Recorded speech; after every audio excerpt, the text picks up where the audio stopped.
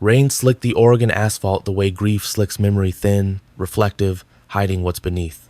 Near midnight, a small car cut through the dark, its headlights trembling over fir trees and tracked homes and the quiet routines of people already asleep.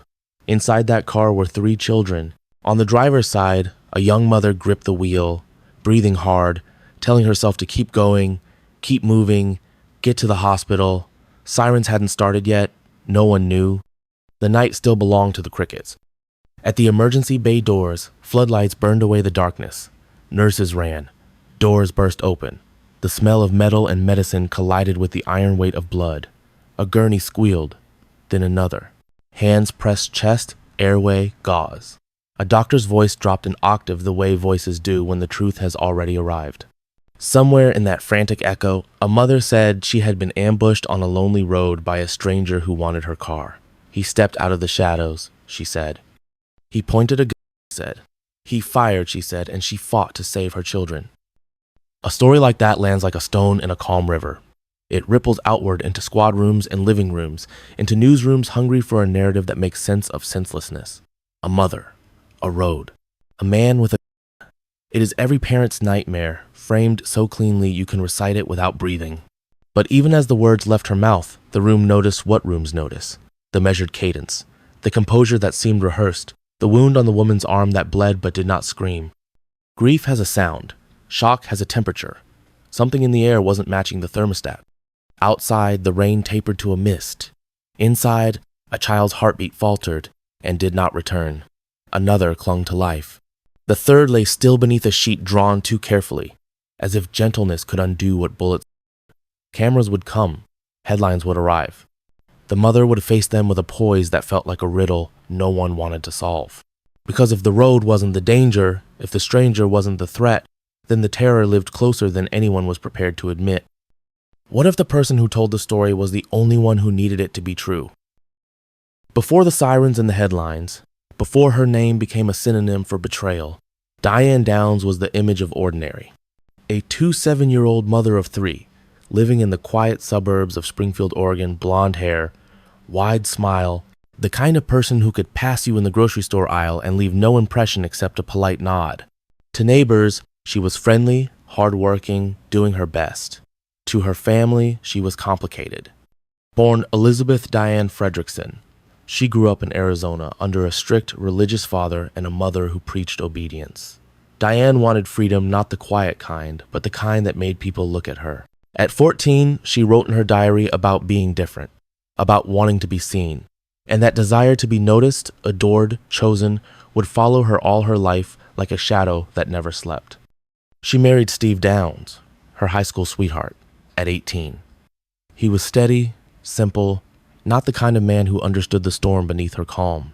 The marriage fractured under money problems, jealousy, and Diane's affairs. She called herself unlucky in love, but in truth, she needed more than love. She needed attention, a mirror reflecting her best version back at her.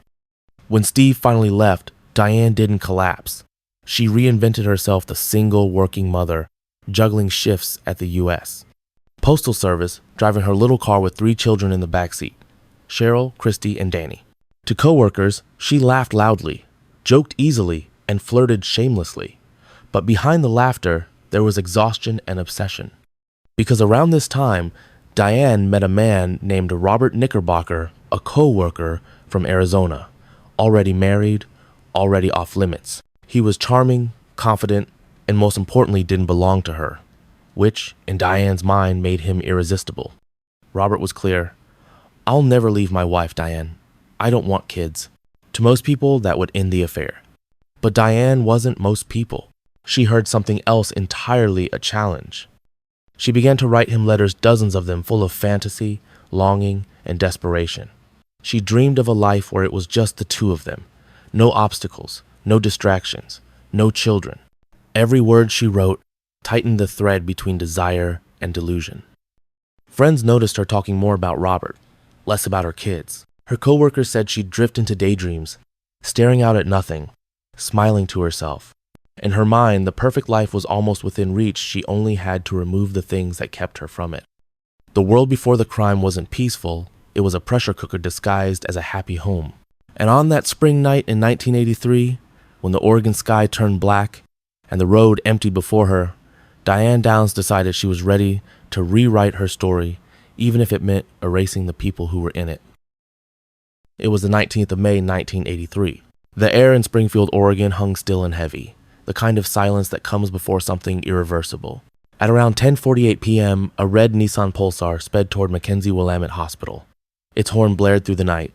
Nurses ran to the emergency bay as the car screeched to a halt. Inside were 3 children. Cheryl, 7 years old, motionless. Christy, 8, barely breathing, a wound to her chest. Danny, 3, paralyzed from a bullet that had shattered her spine. And behind the wheel their mother, Diane Downs, with a bandaged arm and a voice that never seemed to tremble. "We were just driving home," she said, "and this man, he stepped out of the darkness. He wanted my car. When I refused, he shot the kids, and then he shot me." A story simple enough to believe, at least at first. The police arrived within minutes. They took her statement. A composite sketch of the so-called bushy-haired stranger went out to the press. But even as the flyers were printed, something didn't feel right. The first red flag was her calm. While doctors fought to save Christy's life, Diane laughed with a nurse about how much she hated hospitals. One officer noted she seemed oddly cheerful, talkative, almost proud to tell her story. The second red flag was the evidence. There were no signs of forced entry, no footprints, no fingerprints. The car window, which Diane claimed the man had reached through, was rolled down just enough for someone on the inside to fire a gun. And her wound? A clean, shallow graze to the left forearm, self-inflicted, the doctors suspected. Investigators retraced her route. She said she'd driven as fast as she could to the hospital. Yet every witness they found, from the farmer on Old Mohawk Road to a couple walking their dog, reported seeing her driving unusually slow, almost crawling along the shoulder. One said they saw a red car with its hazard lights flashing, but no other vehicle in sight. The story of the mysterious gunman began to fall apart, and beneath it, the cracks in Diane's world widened into a void. Still, she smiled for cameras. Within days, she was giving TV interviews, reliving the shooting in vivid detail, her tone disturbingly theatrical. "I just kept thinking, God, please let my kids be okay," she said, her eyes glancing at the camera lens like an actress hitting her mark. "But you can't change what's meant to be." What's meant to be, 3 words that echoed like a confession no one wanted to acknowledge. As her surviving daughter Christy lay in a coma, police obtained a warrant to search Diane's home. Inside, they found love letters addressed to Robert Knickerbocker, the married man from Arizona letters, where she wrote of wanting to be free of responsibilities so they could finally be together. One of them ended with the words, "The kids are the only thing standing in our way." The case had turned. The image of a victimized mother was unraveling, thread by thread, revealing something darker underneath a woman whose love had a price and whose fantasy demanded blood. For weeks, the hospital room where Christy Downs lay was quiet except for the hum of machines. Her body was small beneath the white sheets, lungs stitched by a. Doctors weren't sure she would ever wake up, but the investigators waited, because if she did, she might be the only voice left to tell what really happened that night. Outside, her mother smiled for cameras. Diane gave interviews on national television, the bandage on her arm like a badge of survival. She reenacted the shooting for reporters, her tone almost flirtatious. When asked if she felt anger toward the man who had shot her children, she laughed softly. "No, I wasn't angry. Anger doesn't solve anything," she said. "It was fate. It had to happen." Her smile didn't tremble once. Viewers across America stared at their screens in disbelief. Something about her voice, that calm, measured rhythm, made people uneasy. It wasn't the voice of a grieving mother. It was the voice of someone enjoying the performance. Detectives kept digging. They traced the .22 caliber handgun used in the shooting to one Diane had once owned the same type of weapon her ex-lover, Robert Knickerbocker, confirmed she'd brought to Arizona months before. He told investigators Diane had become obsessed, threatening his wife, promising they'd be together no matter what stood in the way. When he ended the affair, she didn't cry. She simply said, "You'll see how much I love you." Then came the break. Christy woke up, slowly, confused, terrified. At first, doctors kept her shielded from questions. Her speech was slurred from trauma. But weeks later, when she was strong enough, Detectives sat beside her hospital bed with quiet voices and kind eyes. "Christy," one of them asked gently, "do you remember what happened that night?" The little girl blinked. Tears filled the corners of her eyes. She nodded. Her lips trembled as she whispered, "Mom was driving." Another pause. "Who had the gun?" Christy swallowed, her small chest rising. "Mom did." The words hit like thunder. They didn't shout. They didn't press her further. They simply let the silence confirm what the evidence had been screaming all along. Christy's testimony became the heart of the prosecution's case. Her courage, a child naming her own mother as the killer, was something no adult could ignore. And when police compared her words to the timeline, the letters, and the forensics, the puzzle locked into place. The bushy-haired stranger never existed. The monster wasn't out there in the dark. She had been in the driver's seat the entire time. On the 28th of February 1984, Diane Downs was arrested for murder and attempted murder. Reporters waited outside the courthouse as she was led away in handcuffs, chin lifted, eyes defiant, almost proud. When asked by a journalist if she had anything to say, Diane smiled again. "You're wrong," she said softly. "I didn't do it. My children know that."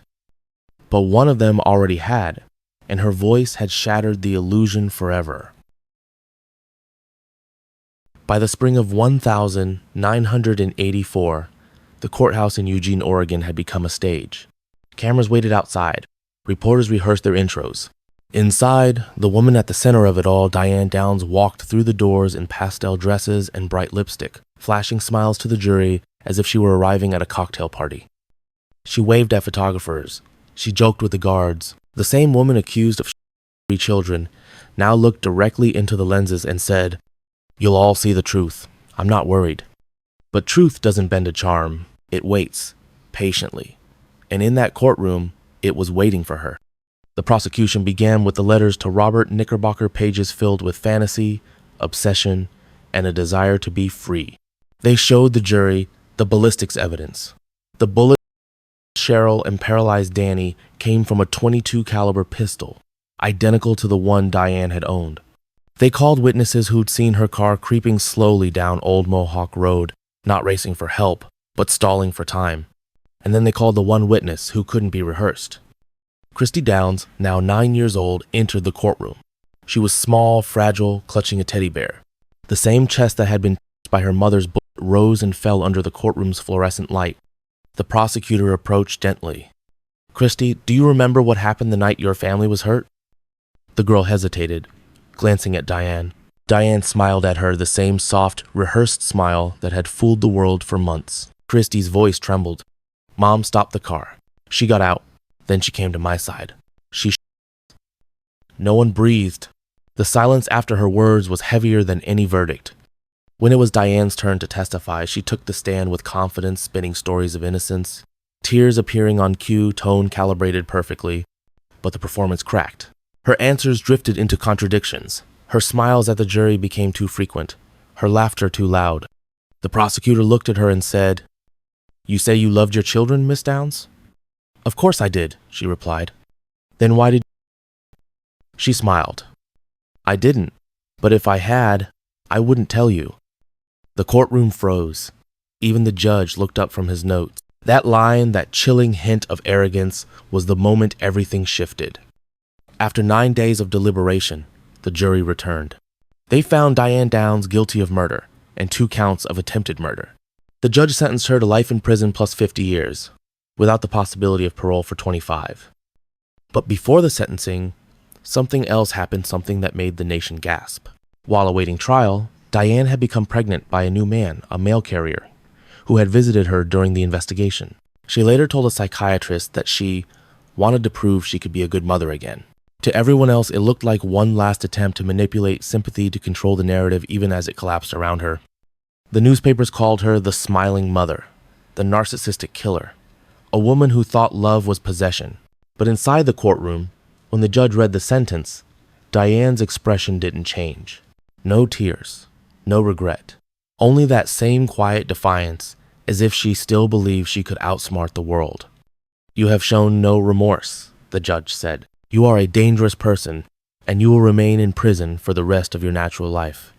And with that, the doors closed behind her. The smile finally disappeared, not because she felt guilt, but because there was no one left to see it. Years passed, but the echo of that night on Old Mohawk Road never truly faded. It lived in whispers, in the steady breathing of a child who survived, in the rustle of letters tucked into evidence files, in the cold air of a prison cell where Diane Downs still told herself she was innocent. Behind concrete walls, Diane thrived in her own strange way. She gave interviews, wrote letters to reporters, and filed endless appeals. In one televised segment, she smiled into the camera and said, "They've got it all wrong. My kids know I didn't do it." But the world had moved on except for the one she left behind. Christy Downs, the little girl who had looked her mother in the eye and told the truth, was adopted by the district attorney who prosecuted the case. She grew up quietly, far from the spotlight, carrying scars the world could not see. For years, she struggled with nightmares, the sound of her mother's face illuminated by the flash.